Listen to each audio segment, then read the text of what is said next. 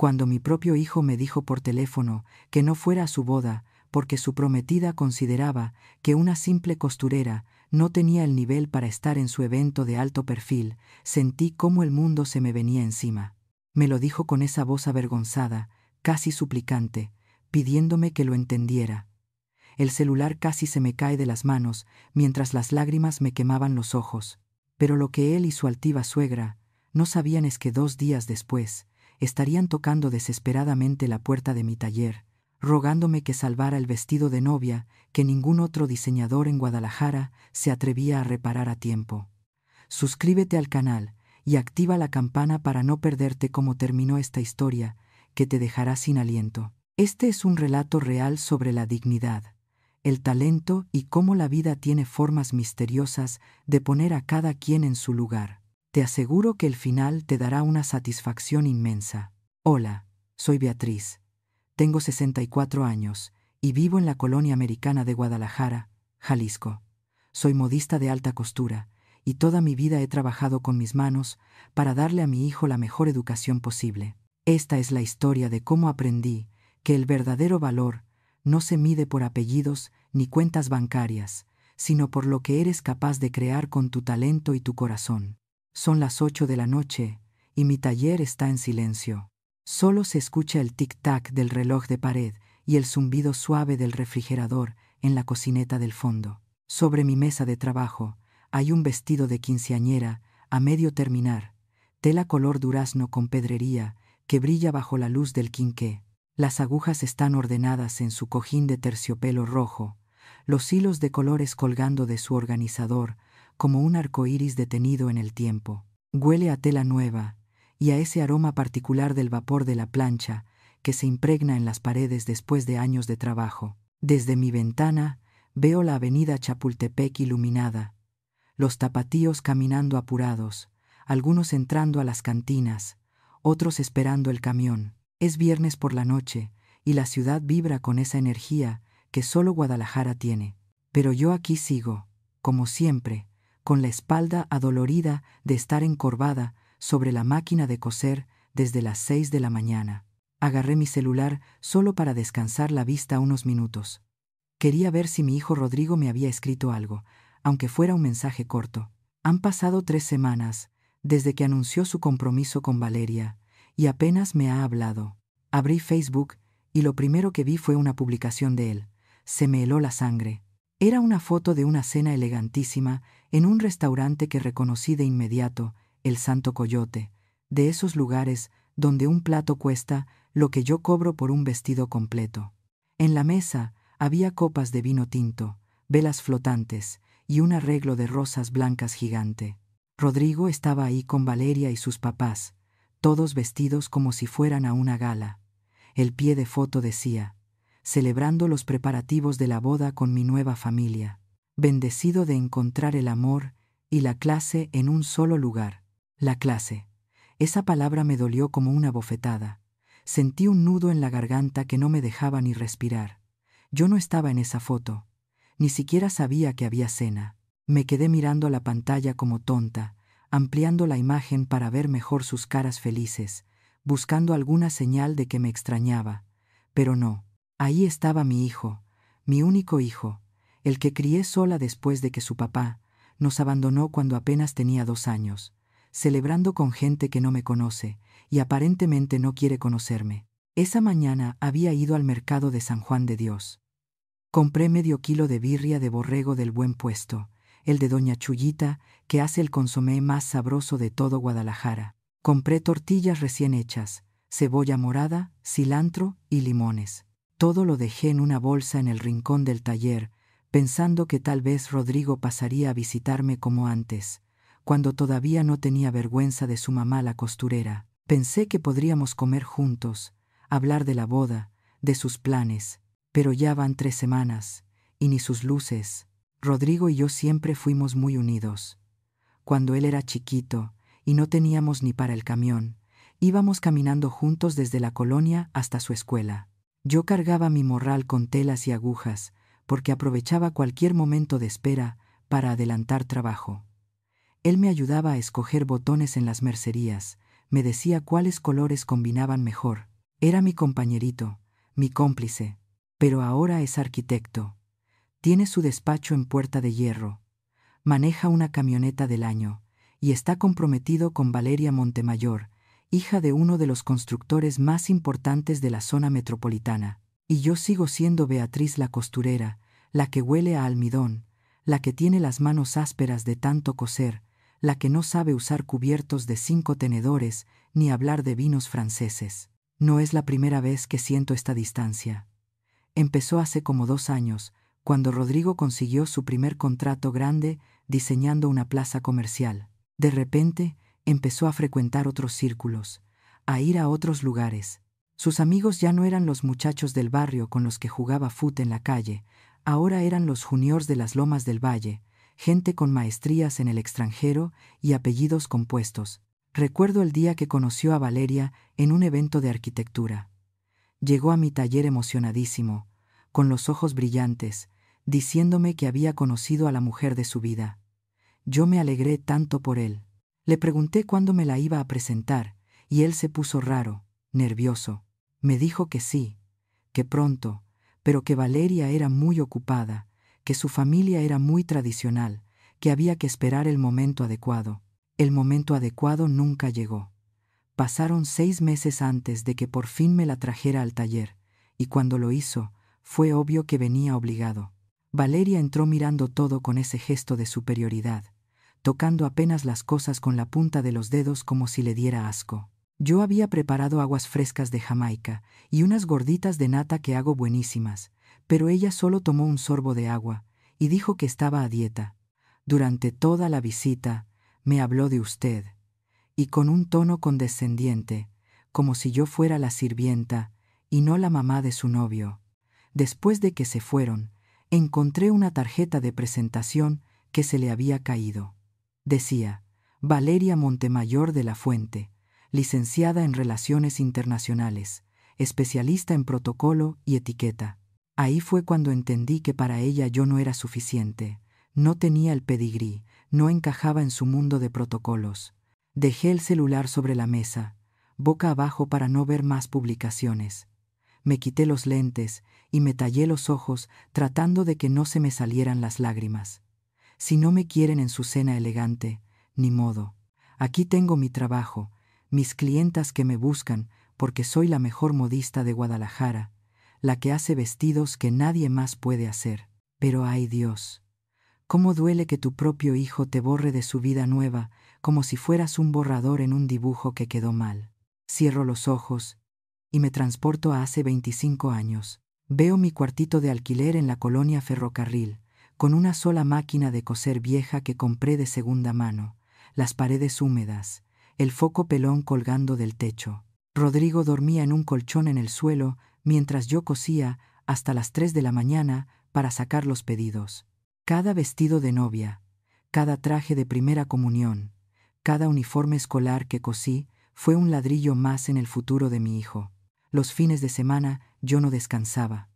Mientras otras mamás iban al parque con sus hijos, yo estaba en mi máquina, con los dedos adoloridos, los ojos rojos de no dormir, pero me decía que valía la pena, que era temporal, que algún día Rodrigo tendría lo que yo nunca tuve, una profesión, un título, respeto, y lo logré. Mi hijo estudió en el ITESO, una de las universidades más caras de Guadalajara. Cada colegiatura salió de mis manos, de estos dedos que ahora tienen callos y cicatrices de pinchazos. Nunca le faltó nada. Yo usaba la misma ropa durante años, remendaba mis zapatos, hasta que ya no se podían remendar más. Comía frijoles y tortillas para que él pudiera comer carne. Me dolía la espalda, se me nublaba la vista, pero seguía cosiendo, porque era mi manera de construirle un futuro mejor. El cambio en Rodrigo fue gradual, como esas manchas de humedad que van creciendo en la pared, y no te das cuenta hasta que ya cubrieron todo. Primero fue la manera de hablar. Empezó a usar palabras en inglés que yo no entendía, a explicarme las cosas como si yo fuera tonta. Luego vinieron las peticiones extrañas. Me pidió que cuando fuera a su oficina no le dijera a sus socios que era mi hijo, que solo dijera que venía a dejar unos documentos. Pero lo que más me dolió fue el día que me pidió que no le contara a Valeria de qué vivíamos antes. Me rogó que si ella preguntaba, dijera que yo tenía un atelier de diseño, no un taller de costura, que dijera que hacía alta costura para clientas exclusivas, no que remendaba ropa y hacía arreglos para las señoras del mercado.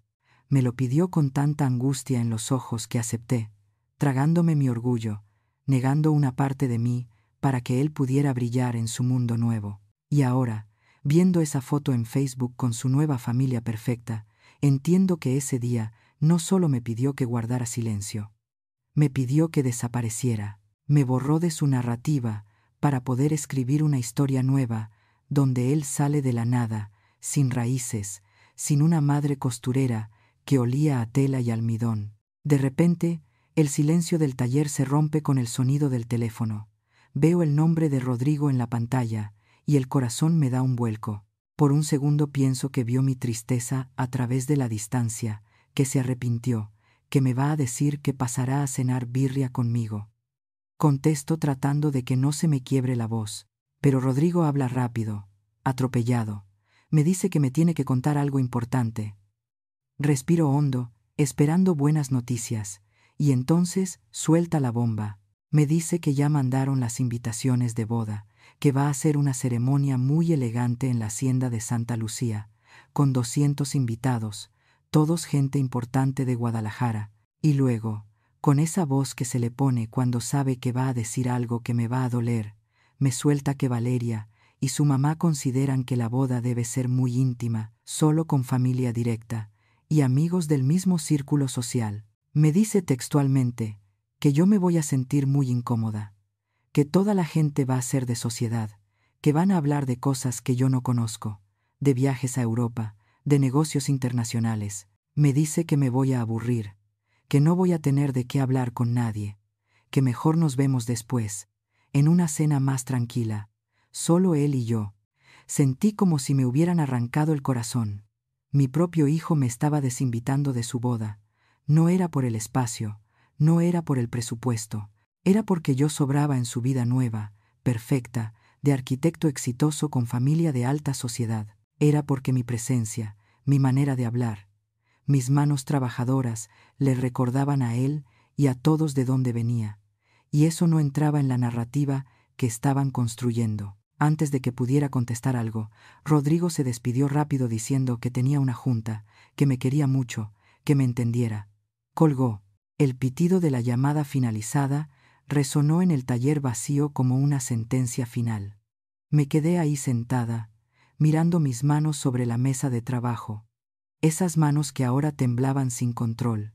De nada servían los años de experiencia, ni las clientas que hacían fila para que les hiciera sus vestidos, ni el respeto que me tenían en el gremio.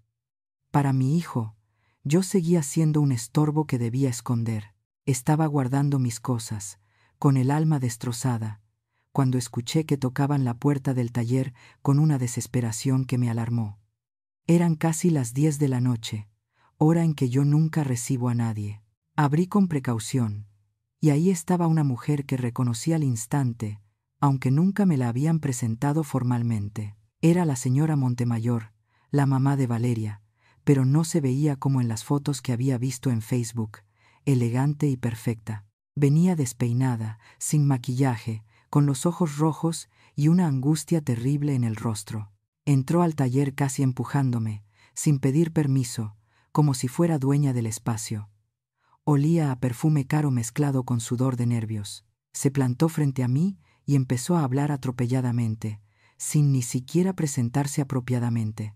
Me dijo que necesitaba mi ayuda urgente, que era una emergencia que podía arruinar la boda de su hija. Me explicó temblando que el vestido de novia de Valeria, un diseño exclusivo que había mandado hacer con una diseñadora de Milán que costó más de 500,000 pesos, había llegado con un defecto terrible. La diseñadora italiana había tomado mal las medidas y el vestido le quedaba enorme a Valeria. Pero eso no era lo peor. Alguien del equipo de la diseñadora había derramado vino tinto sobre el encaje frontal y habían tratado de ocultarlo con un parche que se notaba horrible. La señora Montemayor estaba desesperada porque la boda era en 3 días. La diseñadora italiana se había lavado las manos diciendo que ya no había tiempo para rehacer el vestido, que lo sentía mucho, pero que no podía hacer nada desde Italia. Habían ido con las 5 modistas más reconocidas de Guadalajara, y todas les habían dicho lo mismo, que ese tipo de encaje francés era imposible de conseguir en México en tan poco tiempo, que el vestido era muy complejo, que nadie se arriesgaría a tocarlo sin tiempo suficiente. Y entonces, un conocido les dio mi nombre.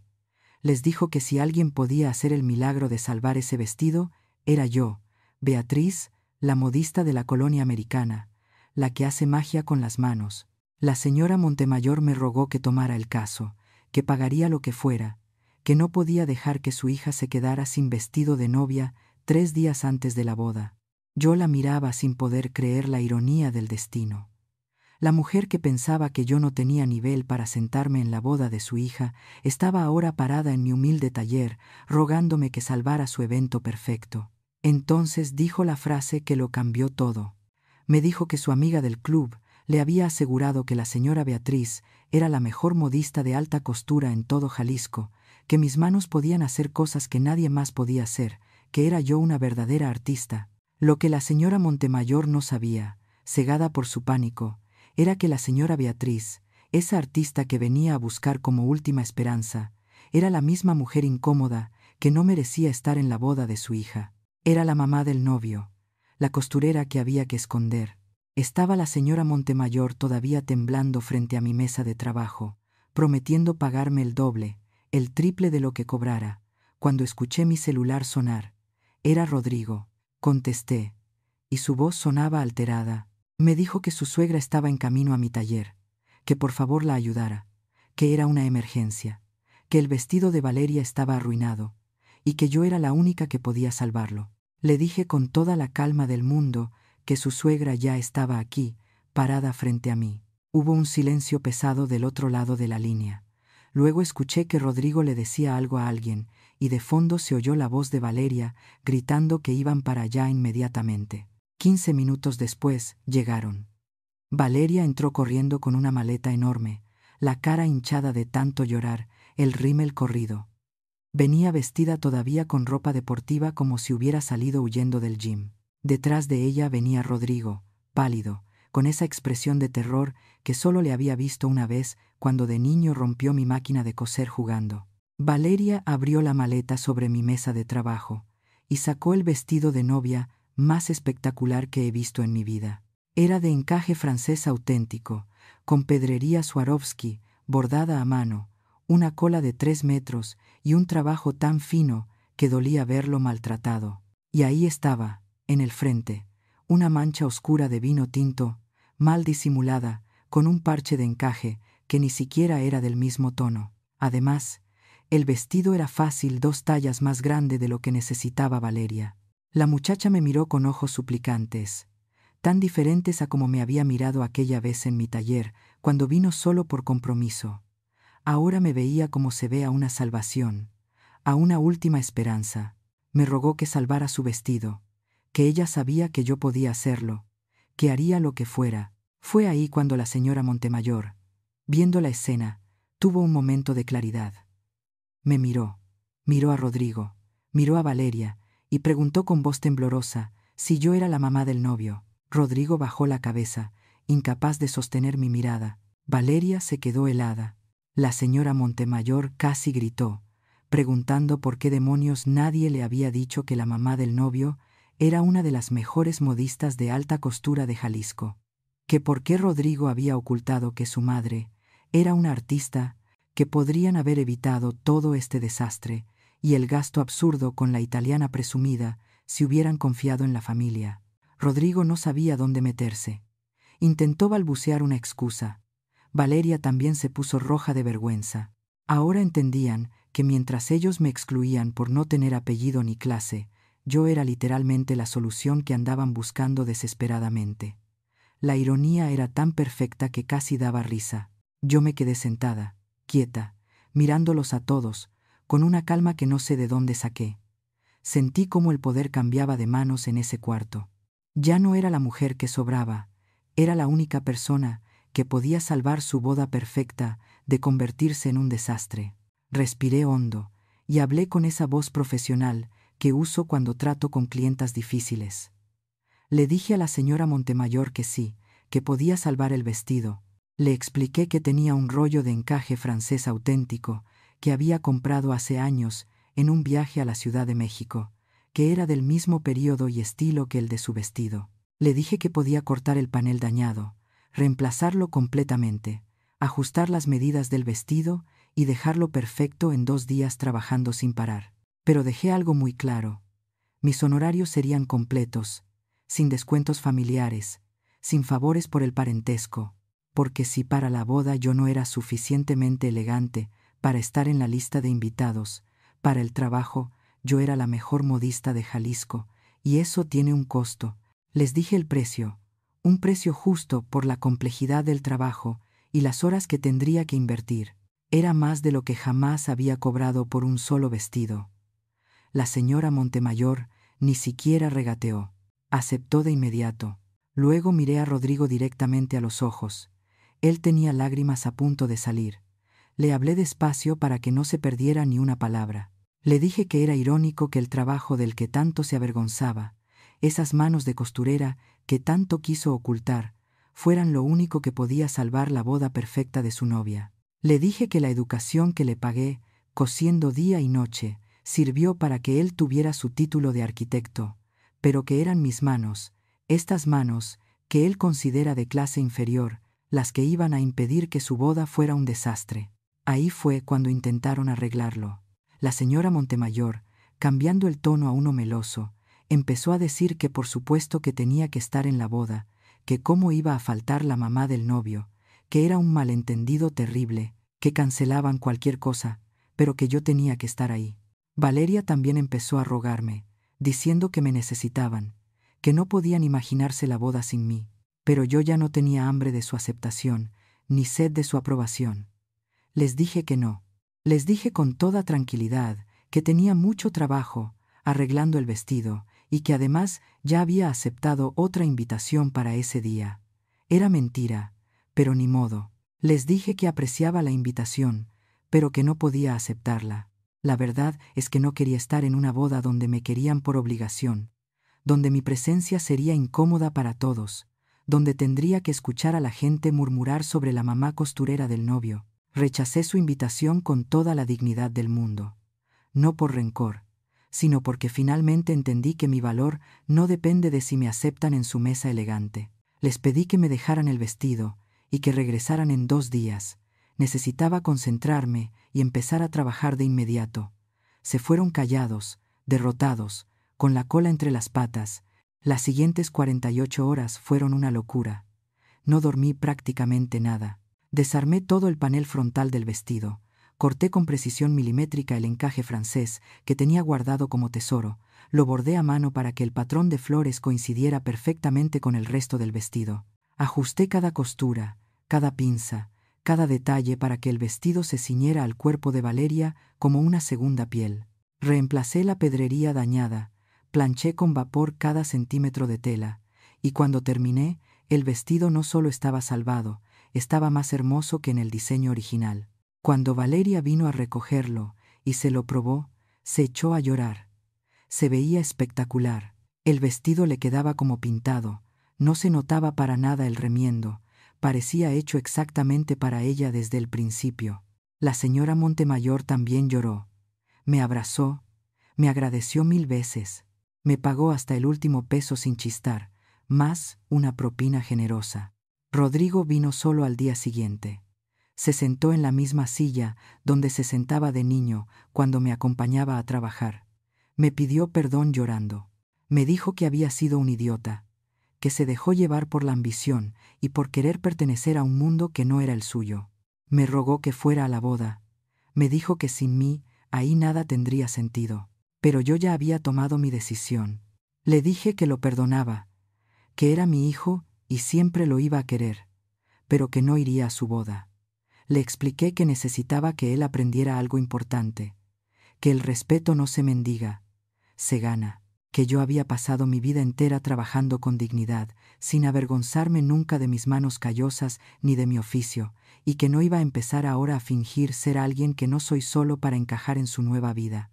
Le dije que cuando él y Valeria aprendieran a valorar de verdad a las personas por lo que son y no por lo que tienen, cuando dejaran de medir a la gente por apellidos y cuentas bancarias, entonces podríamos tener una relación genuina. Pero no antes. El día de la boda, mientras ellos estaban en la hacienda de Santa Lucía, rodeados de gente de sociedad, yo me fui al mercado de San Juan de Dios con mis amigas modistas, las que me conocen de verdad. Nos fuimos a comer birria al puesto de doña Chuyita.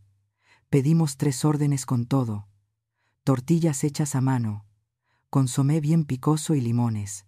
Nos reímos a carcajadas, nos manchamos los dedos de chile, brindamos con Coca-Colas bien heladas. Estaba rodeada de gente que me valora por quien soy, no por lo que puedo hacer por ellos. En medio de las risas, mi celular se iluminó. Era un mensaje de Rodrigo con una foto. Era él y Valeria en el altar, ella con el vestido que yo salvé, espectacular, radiante. El mensaje decía: «Gracias, mamá, te amo, ojalá estuvieras aquí, perdóname». Me quedé viendo la foto un momento. Se veían felices. El vestido era perfecto. Mi trabajo estaba ahí aunque yo no. No contesté el mensaje de inmediato. Lo guardé. Seguí comiendo mi birria. Seguí platicando con mis amigas.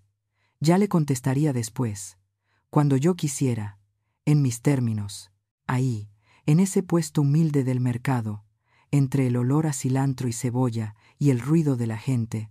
Entendí algo fundamental. El dinero puede comprar vestidos de 500,000 pesos y bodas en haciendas elegantes, pero no compra clase verdadera. La clase real se demuestra trabajando con dignidad, tratando bien a todos sin importar su posición, y nunca avergonzándote de tus raíces. Mi hijo y su nueva familia tienen los apellidos y las cuentas bancarias, pero esa tarde la que se sintió verdaderamente rica fui yo, porque mi valor no depende de si me invitan a su mesa elegante, depende de quién soy cuando me levanto de la mía cada día, con la frente en alto y el alma en paz, sabiendo que mis manos crearon belleza y que mi trabajo tiene dignidad.